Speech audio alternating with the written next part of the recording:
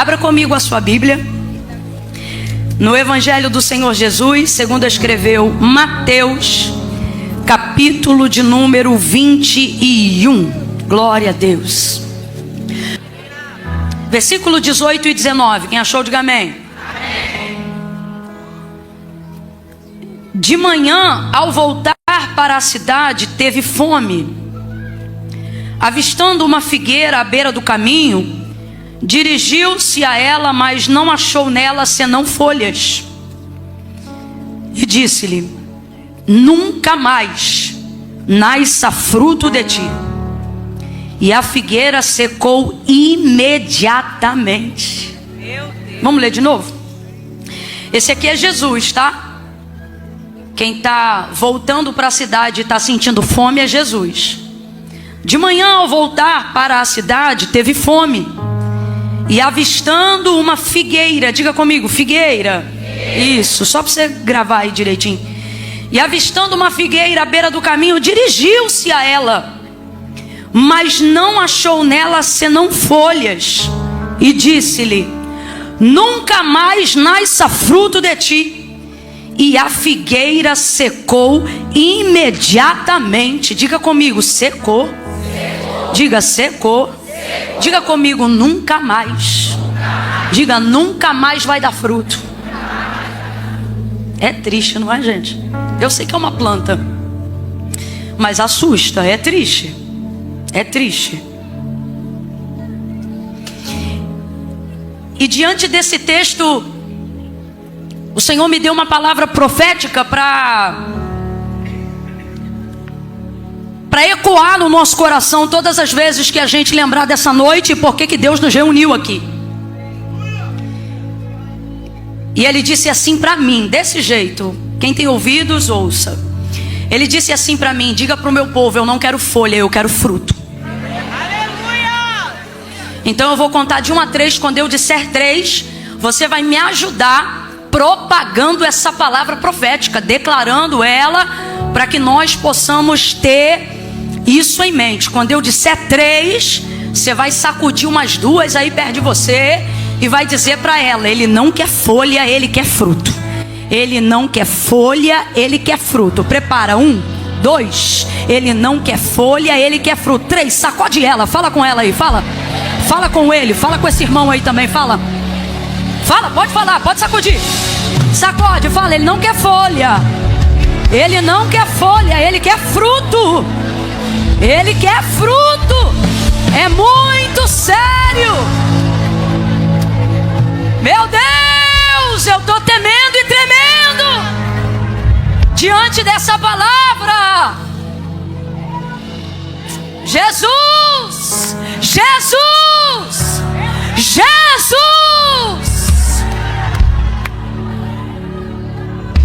Não quero folha, não quero folha. Eu ouço, eu não estou repetindo porque eu sou doida, não. É porque eu me sinto debaixo de uma carga profética aqui. Não quero folha. Não quero folha, não quero folha. Não, eu não quero folha. Não quero aparência, eu não quero aparência. Eu não investi em aparência. Eu não semeei em aparência. Não quero folha, não quero folha. Não quero folha, não quero folha. Não. Ebacalaxai. Meu Jesus, eu quero fruto. Eu quero fruto. Há um clamor do Espírito aqui sobre todos nós, e Ele está dizendo: eu estou com fome. Você já sentiu fome? Já sentiu fome? A fome altera o nosso humor. A fome, fala a verdade, não me deixa sozinha nessa. Quem aqui fica meio irritado quando está na dieta? Você demora até para perceber. Quem aqui percebe que o mau humor parece que se apodera de você? A fome A fome altera o nosso humor, ela tem o poder de alterar o nosso comportamento. A fome mexe com questões, como é que fala? Substanciais dentro do nosso organismo, né? Vai diminuindo aí dopamina. Pois é, você vai querendo se saciar e não se sacia. E aí alguém fala ou pede alguma coisa, quando você vê, você já diz: não tem! Aí, desculpa, eu não estou bem, eu estou de dieta. Mais esquisito ainda é quando você tem que responder assim: não, eu estou no propósito. E a pessoa pensa: está precisando, né? A fome, ela tem esse poder, porque eu não sei se você vai lembrar, mas tinha uma campanha de muitos anos atrás que circulou o Brasil inteiro, de acho que eu poderia dizer um pouco filantropo também, né? E ele trabalhava com assistência social na área da fome. E eu me lembro que ele promoveu uma campanha que rodou não só o Brasil, mas o mundo. E essa campanha dizia: quem tem fome tem pré. Você é dessa época, década de 80, mandou um beijo. Deus te abençoe. E aí ele dizia isso, se popularizou e se estendeu como uma das maiores campanhas ao combate de fome mundialmente falando. E isso fala muito, né, sobre essa necessidade. Compreende-se que a dignidade do ser humano começa na alimentação, é um direito, é luta como um direito. Você precisa lutar por isso. A fome é a degradação, não da moral, não da reputação, mas do ser humano. Então é por isso que gente digna não deixa ninguém com fome, né? E entende a necessidade e a urgência da fome. E é interessante porque Jesus não é de manifestar muita fome no contexto do cumprimento do seu ministério. Pode perceber, até quando ele manda os discípulos irem à cidade comprar comida, ele não manifesta desejo de fome, ainda que talvez estivesse com fome. Você vai ver a menção da fome de Jesus num período longo aí de 40 dias e 40 noites. Aí depois de jejuar tão extensamente, não é nem ele que fala da necessidade da fome, é o evangelista ao escrever o texto que diz: olha aí, tendo jejuado 40 dias e 40 noites, no final de tudo isso teve fome. Mas o próprio Jesus em si não manifesta muitas expressões que denunciem essa necessidade pessoal dele de comer. Pelo contrário, quando alguém parece que quer instigá-lo a comer um pouco mais, ele diz: a minha comida e a minha bebida é fazer a vontade do meu Pai que está no céu. Teve um tempo aí que eu acredito que ele ficou sem comer, e sua mãe e seus irmãos pensaram até que ele estava variando. E aí tentaram, como é que eu vou dizer, interditá-lo. E uma das maneiras que ele vai responder é que a saciedade dele está no cumprimento e no exercício da manifestação do seu reino aqui na terra. Tanto é que ele vai declarar: olha, nem só de pão viverá o homem, mas de toda a palavra que sai da boca de Deus. E aí esse episódio, ele é no mínimo interessante para a gente, porque ele já estava caminhando há um tempo. Ele saiu da cidade de Betânia e agora caminhando, ele vai dizer: olha, de manhã ao voltar para a cidade teve fome. Aí ele avista uma figueira. Vamos lá, gente, qual é a árvore que ele avistou? Isso, grava aí. Qual é a árvore que ele avistou? Avistou uma figueira à beira do caminho. E movido na sua parte 100% humana, por uma fome 100% carnal, natural, melhor dizendo, né? E humana. Imagina que no lugar desses limões que estão ali, eu vim decorando. Imagine que no lugar daqueles limões que estão ali, eu sei lá, tem uma manga, tem uma jaca, tem alguma coisa cuja consistência não seja só líquida, mas seja, sabe, robusta. Me dá uma palavra aí, como é que fala? É um negócio assim para mastigar, sabe? E aí imagina que ele está vindo com fome e tem algo nesse sentido, né? Um figo, uma manga, uma jaca, dependendo da fome tu abre com a mão. E aí quando ele vai chegando, ele olha, tem um recurso ali. Olha, tem um lugar ali para saciar de maneira breve, de maneira rápida, de maneira sucinta a fome que eu estou sentindo. É interessante, porque é raro, eu já disse, mas eu repito, você não vê Jesus se movimentando a nenhuma das necessidades carnais inerentes ao homem. Mas nesse dia, pelo visto, a fome estava grande. E e ele vê a árvore e vai. E agora eu estou falando de uma necessidade inerente à sua humanidade. Ele vai até ela. Nunca perca as coisas que são inerentes à humanidade de Jesus. Todas as vezes que você faz isso, você está dizendo que por ele ser o Filho de Deus foi mais fácil para ele. E quando você pensa isso, você invalida o fato dele ter abdicado ser igual a Deus para se comportar em nosso meio. Então, enquanto eu estiver pregando, nunca mais coloque na sua mente a ideia de que, mas para Jesus, não, irmão, carne, sujeito, aqui habitando entre os homens, viu a árvore, teve fome e pensou na sua humanidade. Vou lá. O que essa árvore comunicou a Jesus?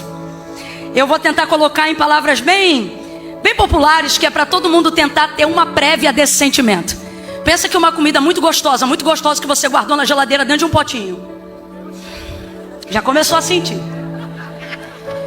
Foi um negócio tão gostoso que você disse: eu não vou comer isso tudo não, eu vou deixar um pouquinho para comer depois. Aí as pessoas te ofereceram no caminho um monte de coisa, só que você já pensava: eu não vou comer nada, porque quando eu chegar em casa eu vou comer aquele negócio que eu guardei naquele potinho. Só que você não mora sozinho. É complicado, não é? Todo mundo já deve ter passado por isso aqui.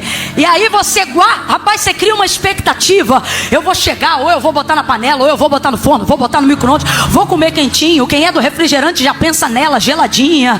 Quem é do café já pensa naquele negócio com um cafezinho coado. Rapaz, você planeja aquele momento. Qual é o nome disso, Camila? É expectativa. Vamos lá para eu ter certeza que você está acompanhando a mensagem. Qual é o nome disso?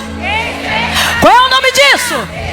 E poucas coisas revoltam tanto quanto uma expectativa frustrada. Aí você chega em casa planejando. Quando você abre a geladeira, cadê meu potinho? Cadê meu potinho? Cadê aquele assim assado que eu guardei, fulano? Aí começa, né? Eu não fui, eu não peguei, eu não sei. Parece até Pedro negando Jesus. Eu não sei do que você está falando, eu nunca vi, eu não me lembro. Rapaz, dá uma ira. Não, eu tô mentindo, gente. Dá uma ira. Aí você começa a botar pra fora um monte de coisa que não tinha nem nada a ver, de tão irado que tá. Não é brincadeira não. Eu já não sou de fazer tanta coisa. Eu não mexo em nada, mas nas minhas coisas. E perará, eu tenho que esconder tudo de vocês mesmo. E parará. Uma revolta. E deixa eu te falar, você sabe qual que é a revolta? Não é que aquela comida que você queria comer não está mais lá, não é isso. É a expectativa frustrada que dá a revolta. Se alguém, eu vou te falar como isso acabaria. Se alguém tivesse te ligado no meio do dia, antes de você criar a expectativa, e dissesse assim: mamãe, papai, titia, fulano, amiga, tô com fome, tô vendo um negócio aqui na geladeira. Cara, você ia ficar na revolta, mas você ia dizer: vai, come. Posso comer? Pode. Só que o que ia acontecer? Zerou a expectativa. Zerou, vou para casa, sei que não vai estar lá. Vou para casa, sei que não vou comer. Vou para casa, vou passar em outro lugar para comprar outra coisa, porque eu sei que aquilo que eu queria já não está mais lá. Diga comigo bem forte. Vamos aproveitar que eu estou na minha cidade. Seja carioca, traz o chiado e diga expectativa. Isso, de novo, diga expectativa. O que está rolando aqui é que esta figueira promoveu na necessidade de Cristo uma falsa expectativa. Então a revolta não é não ter o figo, é ela ter todas as características ao estar em flor, como se já estivesse na hora de também produzir fruto. E isso indigna ele. E ele vai aproveitar-se dessa planta para trazer uma lição, não só aos seus discípulos, mas a todos nós que estamos aqui. Mas para nós nessa noite em especial, sobre a perspectiva deste tema, o Espírito Santo falou comigo, e eu sei que ele também vai falar contigo. E o que ele está dizendo é: não é você não ter gerado ainda que me incomoda, é você andar como geraste. Eu vou falar bem rasgado. Não é porque você não tenho uma voz bonita para adorar, para ter um ministério de louvor. Não ter esse dom não me incomoda. O que me incomoda é você se comportar como se fosse um adorador, não tendo uma entrega verdadeira. Mas você canta como se fosse, ora como se fosse, expectativa falsa. Eu estou falando isso aqui debaixo do temor do Senhor.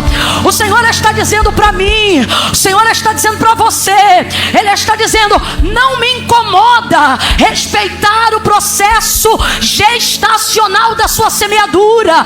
O problema é quando você antecipa a aparência e ela não é condizente com a estação. Se tem flor, se tem folha, era para ter fruto. Aí vem Jesus com fome, pensando: vou pegar esse fruto. Estou parafraseando. Quando ele chega lá, cadê o fruto? Não tem fruto, só tem folha. Completa aí para mim, por favor. Só tem? Vem comigo. Só tem. Aí o Espírito nos reúne nessa casa, nessa noite, para dizer: eu não quero folha. Eu não quero folha. Eu vou falar bem abertamente, irmão. Roupa bonita, com todo respeito. Folha. Isso aqui não sacia, Jesus. Isso aqui precisa andar em coerência com outras coisas. Vai pregar, vai para o púlpito, vai se comportar. Então tem que ser o final e não o começo. Mas a gente está pegando a aparência do final para as pessoas acharem que é o resultado do começo. Expectativa falsa. E o Senhor odeia a expectativa falsa.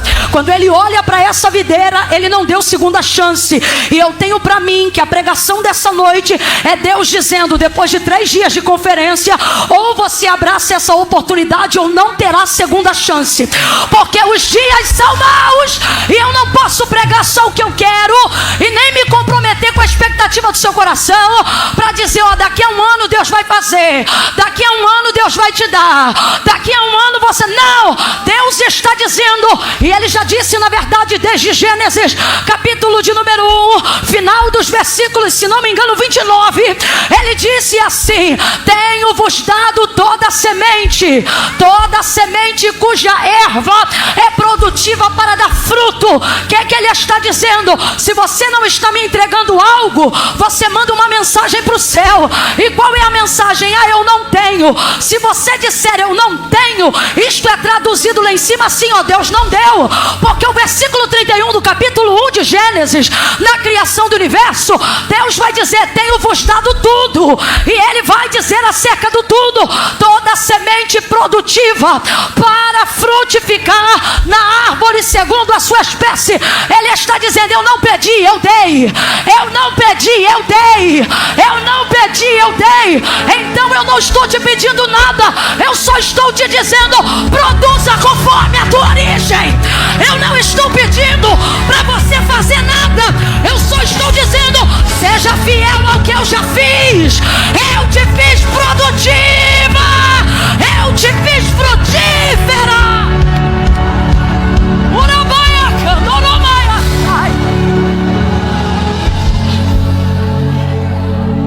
É uma lei, é uma lei, é uma lei. Eu não vim falar de fé, hoje eu vim falar de lei. Deus se põe como próprio agricultor. Na verdade não existe no hebraico a palavra agricultor, o que existe é lavrador. E Ele se põe nessa posição para dizer: olha, eu cultivei, eu entreguei, eu dei, eu fiz. Preste atenção, gente. Se você planta limão, tem como nascer tomate? Se planta manga, tem como nascer cajá?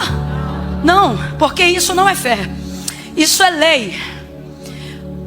Tudo aquilo que o homem plantar, tudo aquilo que o homem semear, isso ele vai colher, vai ceifar. Então quando você não gera colheita para o agricultor, haja vista que o agricultor é o lavrador, quem cuidou da terra.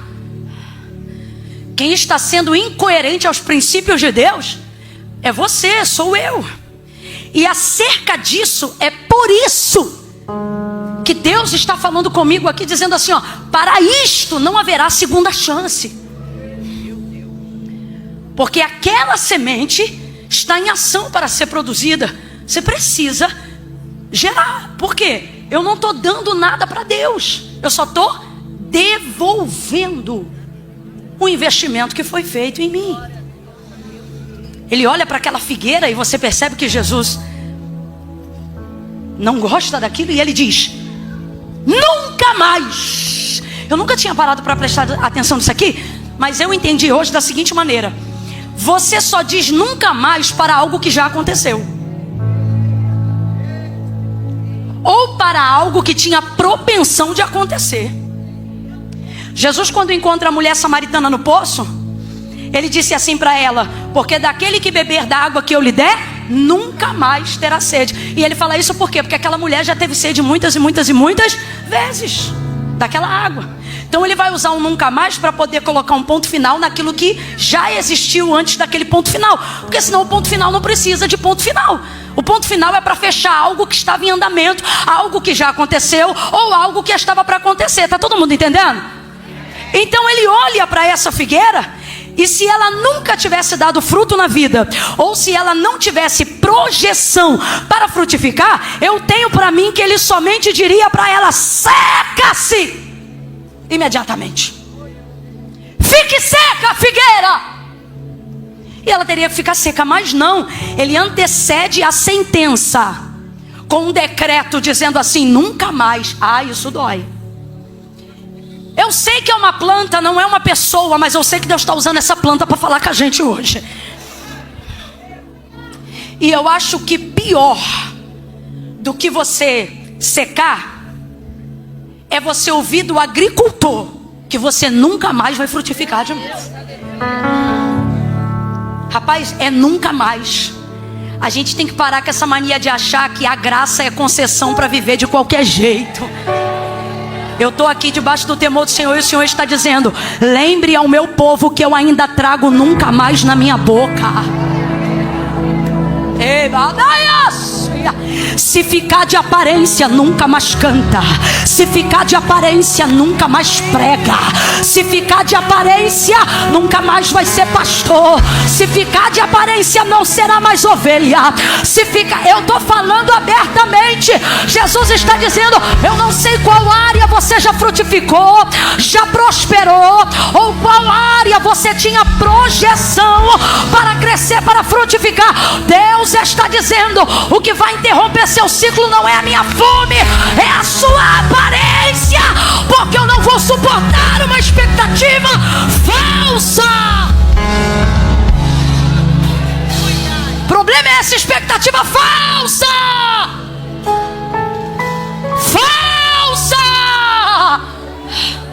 O problema é a expectativa falsa.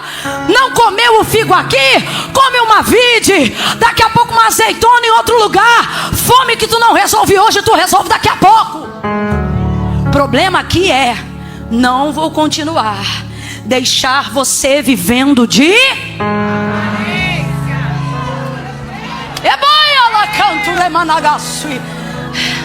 fazendo as pessoas criarem expectativa de que se você orar, Deus vai atender, porque você é homem de Deus. De que se você botar a mão nela, Deus vai responder, porque você é mulher de Deus. De ir dirigir o trabalho de oração lá na sua igreja com a vida toda torta, como se Jesus nunca fosse voltar, abrindo com hinos da harpa de santidade, mas quebrando o pau dentro de casa, xingando palavrão, e a consagração está lotada, o culto está lotado, e está todo mundo olhando, olha que lindo, e Deus está dizendo tudo folha, folha, folha, prega igual folha, canta igual folha, profetiza igual folha.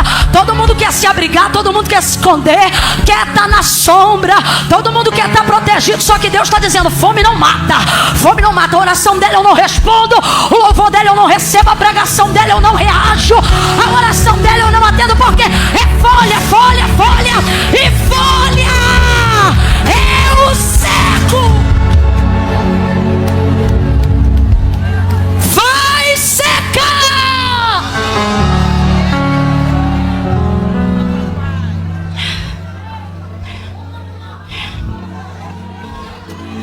fruto, fruto, fruto.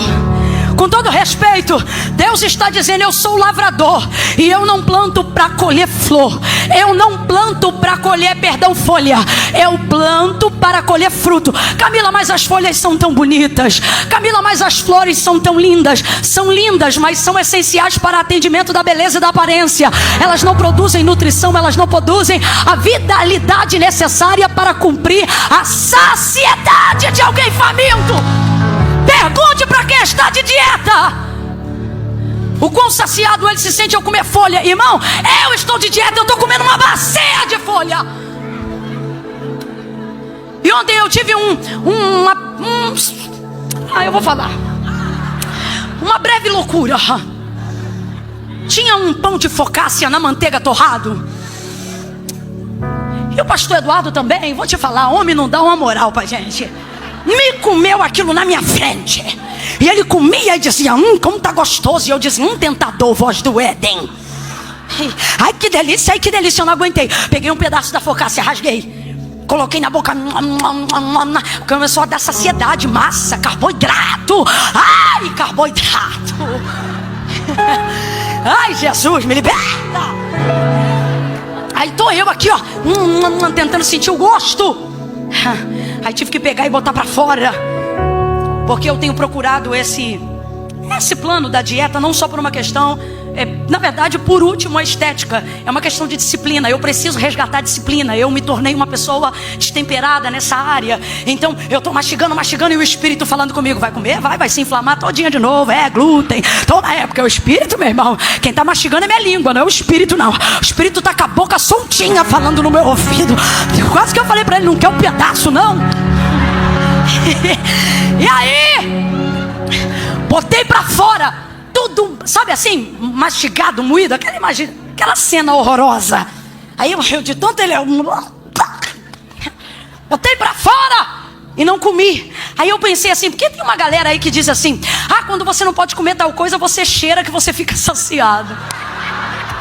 Quando você... Gente, coisa linda, né? Que memória olfativa saciada é a sua? A minha não, a minha é língua mesmo, é palato. Se eu não mastigar e engolir, eu sou assim, não me sacia. Então, por mais que eu pensei que eu fosse curtir aquele momento que eu botei pra fora, saiu junto com ele toda a curtição e eu não curti nada, né? Não sacia, tá entendendo? Você tá entendendo? Você tá entendendo? Você tá entendendo? Jesus estava com fome. Jesus estava com fome e não saciou. Nunca mais.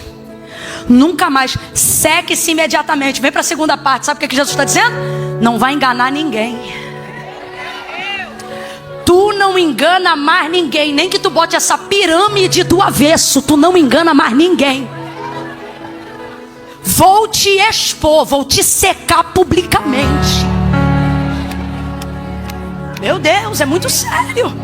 Se eu fosse você, não recebia mensagem por outro, não. Recebia com vigilância sobre você. Secou-se imediatamente. Essa expectativa falsa foi quem gerou isso. Agora, por quê? Porque Jesus é Deus. E um dos primeiros mandamentos que o Senhor ensinou e falou para Moisés ensinar o povo é: olha, adorarás somente o Senhor teu Deus de toda a tua alma, com todo o teu entendimento, de todo o teu coração. Somente a Ele servirás.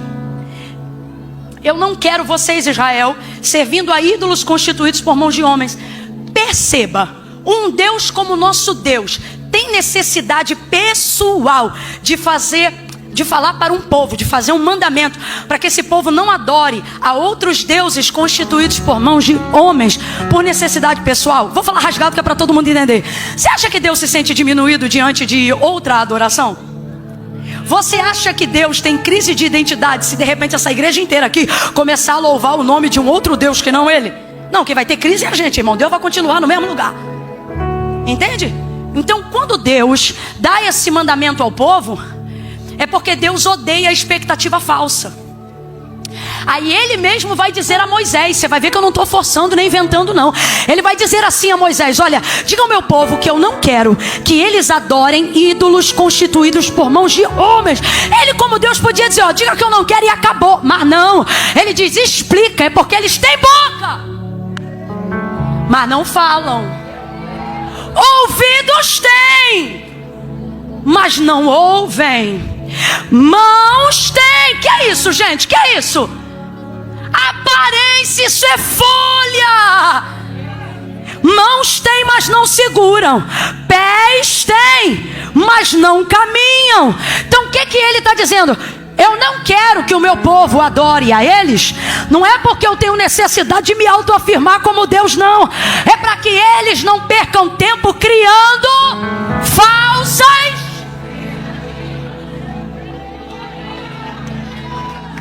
Agora ele poderia dizer: são ídolos humanos, mas não.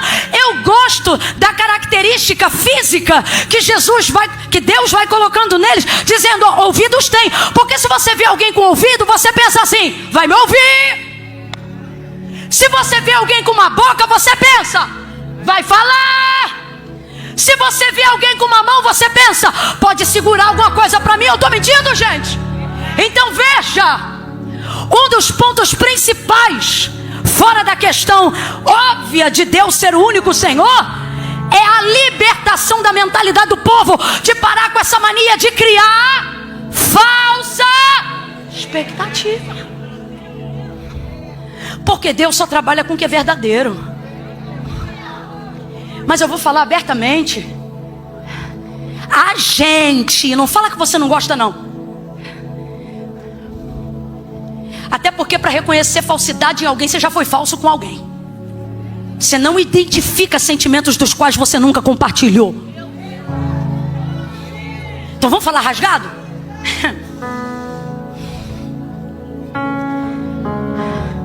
Nós homens amamos folhas. Folhas não respondem duramente. Folhas são simpáticas.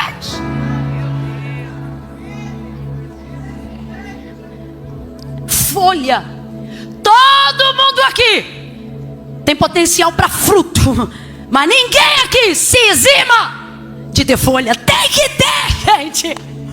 Já pensou se a gente fizesse tudo que a gente quer?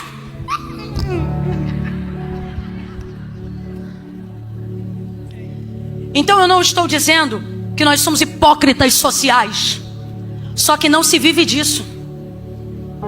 As folhas devem anunciar o que você está guardando e o que você está gerando. Então, abaixo toda idolatria, por mais bela que pareça, há pessoas e coisas que só tendem a criar expectativas falsas. O bezerro de ouro. Por que o bezerro de ouro deixou Deus tão irado?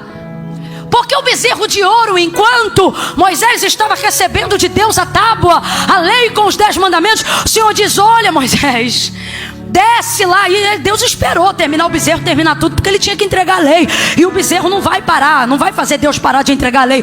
E depois que ele entrega tudo, ele diz: olha, desce, porque o povo está se corrompendo. Arão cedeu e fez um bezerro de ouro. Gente, é de ouro, tem brilho, tem beleza, mas não corresponde expectativa alguma. Boca tem, mas não fala. Ouvido tem, mas não ouve. Pé tem, mas não caminha. Folha, folha, folha. E Deus está dizendo: eu não quero folha. Eu estou cansado de folha. Eu vou limpar as folhas. E por que especificamente essa figueira ficou nessa situação? Nunca mais nasça fruto de ti. E a figueira secou imediatamente. Eu tenho para mim que, como disse João, que ele, Jesus, estava no princípio com Deus em todas as coisas, e tudo foi feito por ele, e sem ele nada do que foi feito se fez. Quando Deus pisou lá no Éden e começou a chamar o homem na viração do dia, e ele se escondeu atrás de uma árvore, porque temia falar com o Senhor. E aí quando o Senhor o encontra e diz: Adão, por que você se escondeu? Ele diz: porque eu ouvi a tua voz, me escondi no jardim, eu temi, porque eu estava nu. Lembra? Quem te disse que tu estavas nu? Aí ele disse: a mulher que tu me deste, que covardia, né? A mulher que tu me deste me deu fruto que não era para comermos e eu comi. E agora a gente está nu. Só que o texto diz que antes de Deus encontrar ele no jardim, você vai lembrar o que aconteceu. Vendo que estava nu, ele vai cozer e vai colher para si folhas. Você lembra? Gênesis capítulo 3, versículo de número 7. Ele vai pegar folhas de figueira e ele vai cozer, botar essas folhas para ficar maleáveis, e vai criar aventais, é como diz o texto, para tapar a parte íntima, né? E a gente imagina aquele avental na frente, igual aquela roupinha de hospital, porque se a Bíblia diz que é avental, eu tenho para mim que foi feito tão terrivelmente que só cobriu a frente mesmo. E aí ele pega essas folhas e ele e Eva costuram essas folhas e fazem uma pseudo-roupa para cobrir a sua nudez. O problema não era a nudez, era a falsa expectativa de achar que aquilo cobria o pecado da desobediência. Você está entendendo? O problema não é a fome, é a falsa expectativa. O problema não é a folha, o problema é a intenção de cobrir de maneira pífia aquilo que só um coração contrito e quebrantado pode colocar diante de Deus. Folha de figueira, Adão. Folha, porque folha serve para isso. Folha se presta a esse papel. Eu vou falar rasgado. Toda pessoa que não dá fruto anda colado com quem é?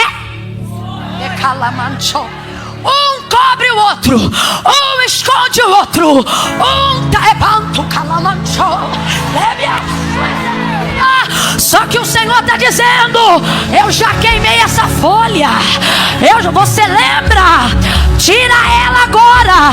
É melhor uma nudez sincera do que uma cobertura falsa. Sai, figueira. Pegou aquela folha, Deus tirou a folha. Eu vou fazer roupa de verdade para você. Eu vou fazer roupa de verdade para você. Matou um animal, o cordeiro que tira o pecado do mundo. Ele matou, ele imolou, ele tirou a pele e ele vestiu. Oh, ele vestiu. Ele quer vestir você. Ele quer me vestir. Essa folha não vai aguentar muito tempo. Essa folha não vai aguentar muito tempo. Deixa ele te vestir. Deixa ele te vestir. Deixa ele derramar sangue.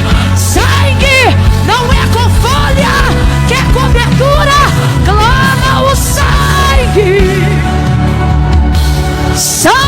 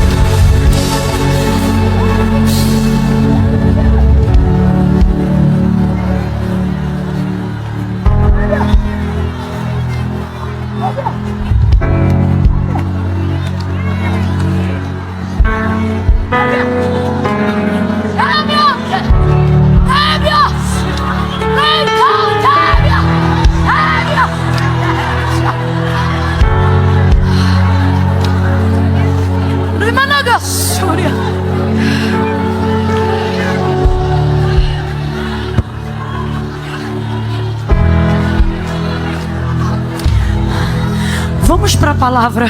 Vamos encerrar juntos. Abra a Bíblia em Gênesis. Abra a Bíblia em Gênesis. Você sabe que a gente, como ser humano, também cria uma expectativa. Eu anotei tantas coisas aqui, e eu pensava que João 15 seria tão pertinente, quando Jesus diz: eu sou a videira, meu pai é o agricultor. Mas essa noite não é sobre o que queremos ouvir, e nem sobre o que queremos falar, mas sobre o que Deus está dizendo. Gênesis, abra em Gênesis capítulo 3, versículo 6. Olha como é que a coisa aconteceu. No dia em que a humanidade caiu. 3, 6. Ó como está escrito aqui na minha Bíblia. Na sua deve estar bem parecido. Vendo a mulher que aquela árvore era boa para se comer, e agradável aos olhos, árvore desejável para dar entendimento. Eu quero muito que você preste atenção nessa próxima frase. Olha, tomou do seu fruto. Tomou do seu fruto. Vamos lá, gente. O que Eva tomou?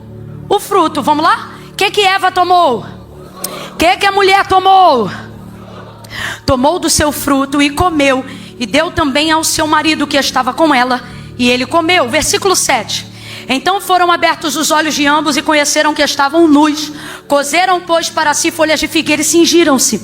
Então, ouvindo a voz do Senhor Deus, que passeava no jardim na viração do dia, esconderam-se o homem e a sua mulher da presença do Senhor Deus. Escondeu-se entre as árvores do jardim. Mas chamou o Senhor Deus o homem e lhe perguntou: onde estás? Ele respondeu: ouvi tua voz soar no jardim e tive medo, porque eu estava nu e me escondi. Quem te mostrou que estava nu? Comeste da árvore que eu te ordenei que não comesse? Ele disse: a mulher que me deste por companheira me deu da árvore e eu comi.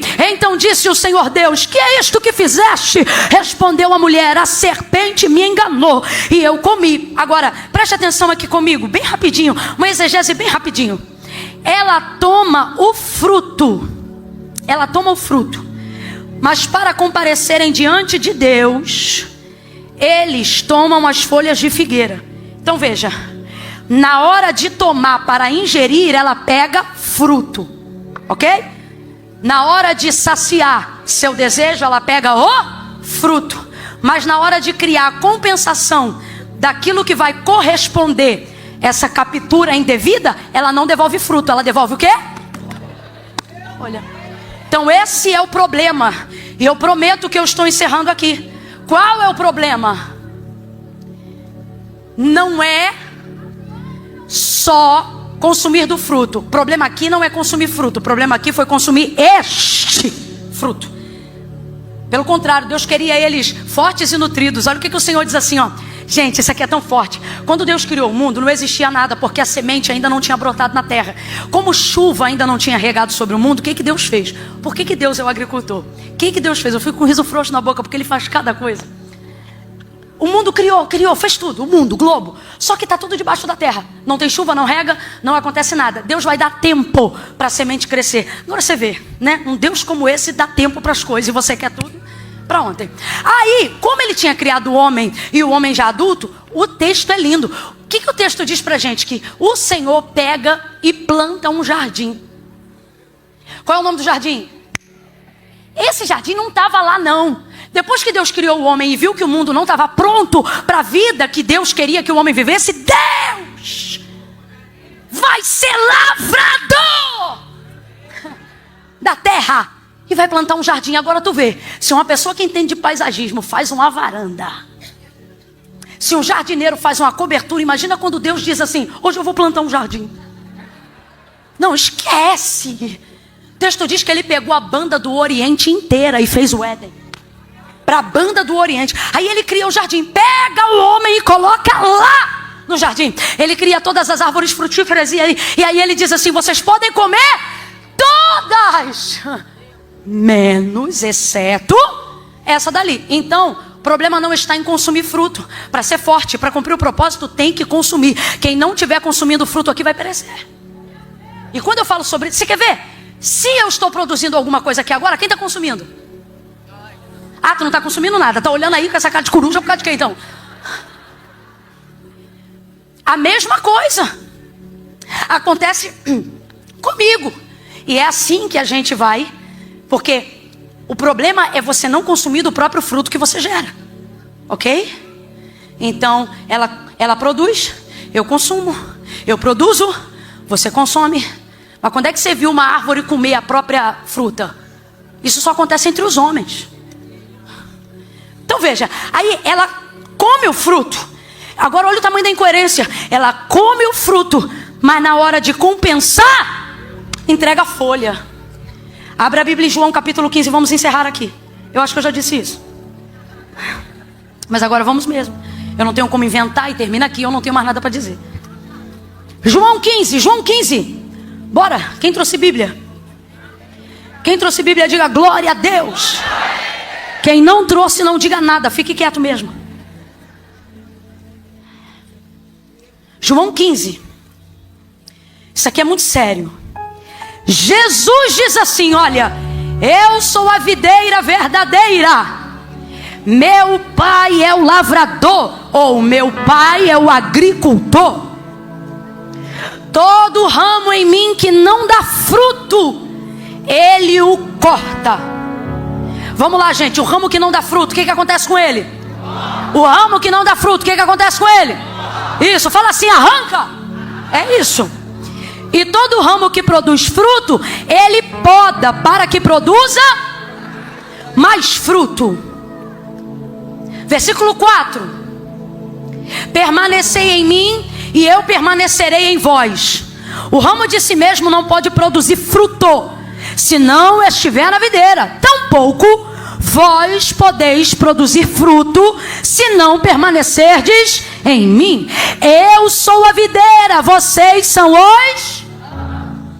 Se alguém permanece em mim e eu nele, esse dá muito fruto, pois sem mim... Mas se alguém não permanecer em mim, será lançado fora como ramo e se secará. E tais ramos são apanhados e lançados no fogo e se queimam. Meu Deus. Mas se permanecerdes em mim e as minhas palavras permanecerem em vós, pedirei o que quiserdes e isto será feito. Nisto, grita comigo pra gente encerrar junto, gente, vamos, diga nisto. Diga nisto. Nisto o que, Camila? Nisso aqui que Jesus está falando. Nisto é glorificado meu Pai, em que deis muito fruto, e assim vos tornareis meus.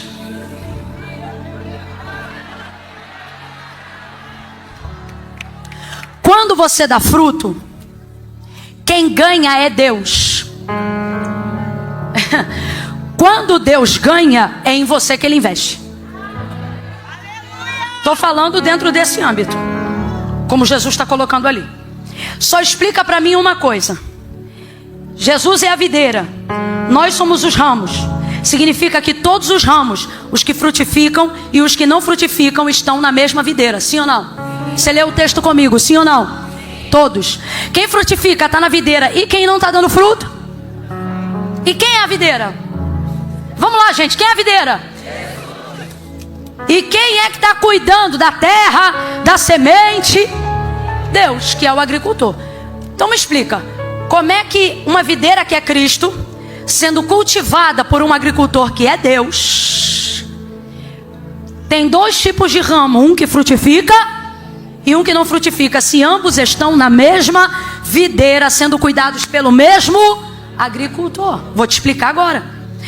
Porque o que Jesus diz quando fala assim, minha palavra permanecer em vocês, é o seguinte, olha, aqui não frutifica só quem se identifica comigo. Os dois ramos estão, presta atenção, o que frutifica e o que não frutifica. Então responda, os dois ramos se identificam com ele, sim ou não?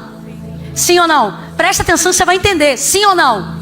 Tem que identificar, gente, os dois ramos estão nele. Os dois ramos são ramo de vide e ele é a videira. Então bota a cabeça para funcionar. Os dois ramos, o que frutifica e o que não frutifica, são ramos de videira plantados pelo agricultor, enxertado na videira que é Cristo. Os dois, veja, os dois ramos, eu só vou falar nessa linguagem de hoje, você vai entender. Os dois ramos se identificam ramos de videira? Sim, porque é o que eles são. Então eles se identificam com Cristo? Sim ou não? Sim ou não? Só que o que Cristo está dizendo é o seguinte: quando você se identifica comigo, você pode ficar na videira, mas a única maneira de você dar fruto é se a videira se identificar em você. Aí você diz assim: Camila, eu não entendi nada. Vai entender agora, que é mole, mole, fácil, fácil. Ó, ele diz assim, ó: se vocês permanecerem em mim, isso é uma coisa. Se vocês permanecerem em mim, isso é uma coisa. E as minhas permanecerem. Eu vou melhorar. Vou tratar o texto com fidelidade. Desculpa, não é assim que ele fala, não. Ele diz assim, ó: se vós estiverdes, vocês estão. Vocês estão. E tudo que está é caráter temporário. Ora está e ora não está. Depende de como você se identifica. Se vós estiverdes em mim. Agora, ó: e as minhas palavras estiverem em vocês. Se vocês permanecerem em mim e as minhas permanecerem em vocês, pedireis o que quiser e será feito. O que ele está dizendo? Não é como você se sente quando você está comigo.